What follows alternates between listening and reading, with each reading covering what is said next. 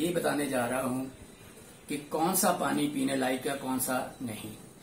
तो हमने 4 पानी लिए हैं। एक आरओ का पानी है और एक टूटी का पानी है जो सीधा मोटर से टूटी में आ रहा है, और एक दूध है और दूसरा दही। तो चलो हम शुरू करते हैं पहले आरओ के पानी से। मैं आपको ये बता देता हूँ पहले, ये देखो, ये मेरे पास 2 तारे हैं और एक बल्ब है। अगर ये जग गया तो इसका मतलब इसमें करंट है और मिनरल है, अगर नहीं जगा तो इसमें नहीं है। पहले चेक कर लेते हैं। देखो ऐसे ये बल्ब जग रहा है, मतलब इसमें करंट भी है और सब कुछ है। अब आपको मैं बताता हूँ कि इन दोनों तारों को ये आरओ के पानी में डालकर ये डाल दी और ये बल्ब नहीं जगा। इसका मतलब ये हुआ कि आरओ के पानी में किसी प्रकार का कोई मिनरल नहीं है, कोई तत्व नहीं है, कुछ नहीं है, ये जीरो है।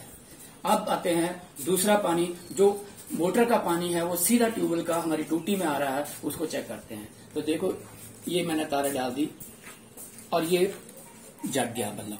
ये बल्ब जग गया, इसका मतलब इसमें टूटी के पानी में करंट है, मिनरल है, तो ये पीने लायक है। अब तीसरा नंबर लेते हैं दूध। तो ये दूध ले लिया। अब दूध देखो, ये कितना ज्यादा जग गया बल्ब, इसका मतलब इसमें कितना ज्यादा करंट है, तो ये हमें कितना जरूरी है पीना। अब तीसरे नंबर पे लेते हैं दही।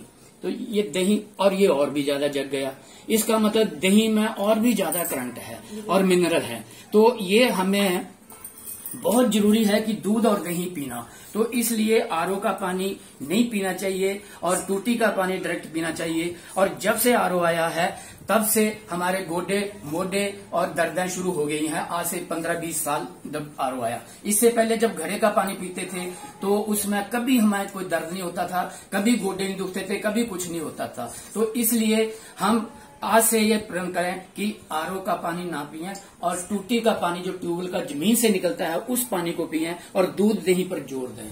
और यही आपकी आज की आवाज है। Thank you very much.